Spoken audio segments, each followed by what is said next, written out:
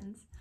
This is Jo with Relaxed Rhetoric. I'm coming to you today with some different Cycle 3 read aloud recommendations, as well as also some resources that I loved using with my kiddos for Cycle 3. I can't believe we just finished Cycle 2 here in Tennessee at our Classical Conversations co-op, but already I'm kind of looking towards Cycle 3 and the different resources that I will use as read-alouds, and I have used in the past. And there were some questions about different read-alouds that I have loved and used and recommend, and I thought that I would get on here and just give those resources. That being said, I have 3 kids. I have an 11-year-old, a 9-year-old, and almost 7-year-old. So my resources will be geared towards foundation students, all the way from the very beginning to, 11, 12, that area, just so that you are aware. So things that Cycle 3 covers is mostly American history. As far as our history is concerned, it's American history. I also have some different recommendations that I'm going to give for human anatomy, which is covered in science, and also some periodic table books that I've liked for Cycle 3 as well. All right, so let's get into it. So as far as read-alouds go, I'm going to start kind of with some for the younger kids, and I love read-alouds. Spoiler alert, I could do 1,000 different episodes on this because I love read-alouds with my kids. So we have done a whole bunch when they were really young. The ones, not surprisingly, Little House on the Prairie, I have the whole series. We all really like those books and really enjoyed them. I really like this set too. It has really pretty pictures in it. So Little House in the Big Woods is what we started with, and then we went through all the way. Another one for little kids are, and especially my boys are somewhat interested in it, but mainly my girl really likes the American Girls collection books, the historical books. I do stick to the historical books, but a lot of them have a lot of really good information in it. Kind of on the same thing, my boys have read Sarah Plain and Tall, but my girl especially really liked it, so it's a really good read aloud. Boys, so Adventures of Huckleberry Finn. There's language in there that kind of needs a conversation with before, during, and after when you're reading aloud, especially to little kids.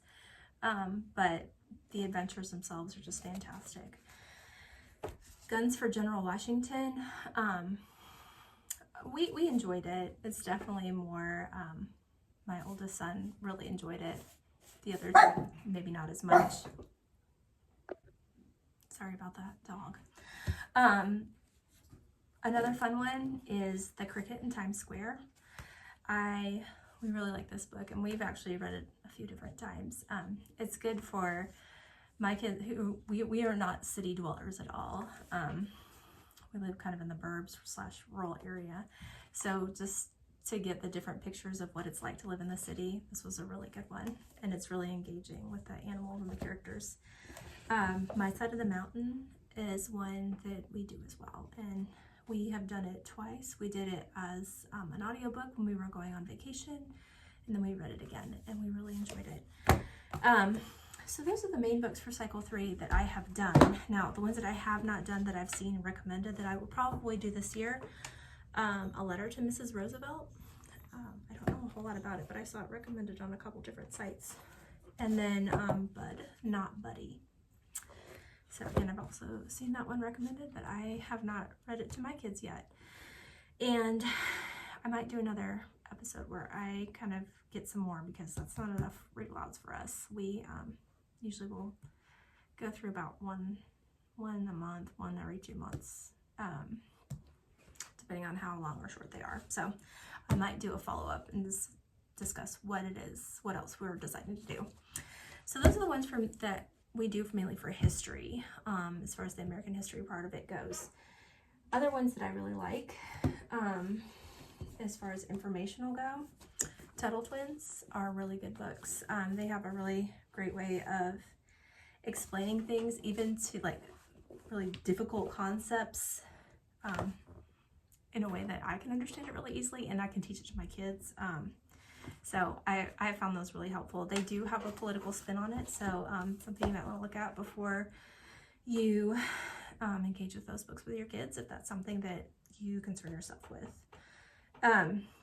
Another book I really like, my brother and my sister-in-law actually got this for my kids when they were really young, when they were living in DC. It's House Mouse, Senate Mouse. And it kind of goes through the ways of that a bill is passed in kind of a fun way. Like, just the characters are really fun. Squeaker of the House and fun stuff like that. Anyway, so it's one that we kind of go back to a lot. It's really informational.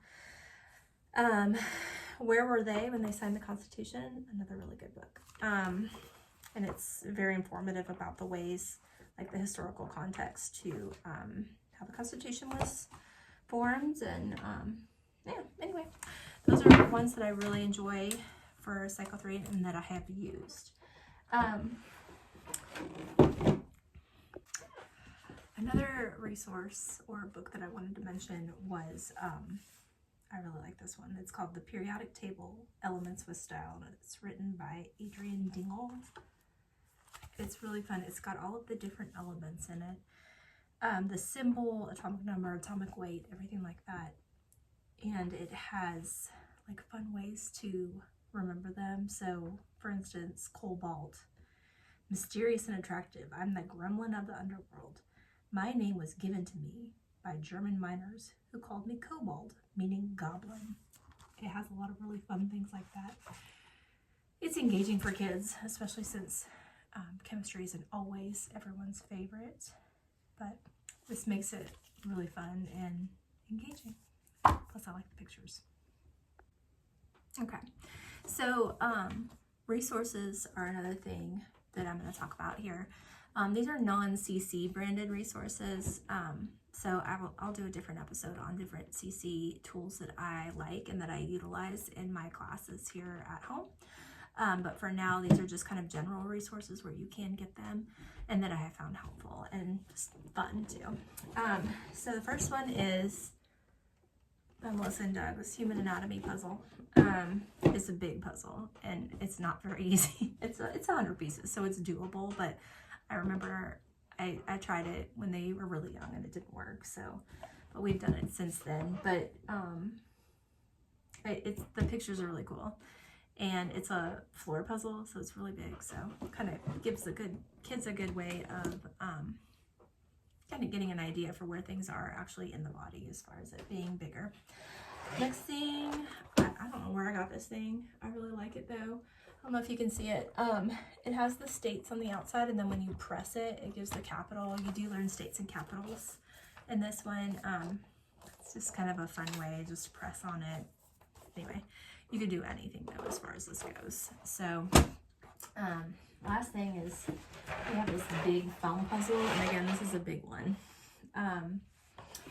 And it's just all the states that fit together, and it doesn't stop being fun and informative. You do the flags with the different capitals on there, so it's a good activity for kids to do on like a rainy day or something. Anyway, I think that's pretty much what I had for this episode, just talking about the different resources that I will use for Cycle 3 and that I have used. But let me know if you have any questions or have any other recommendations, because I'm always looking for recommendations myself. Until next time.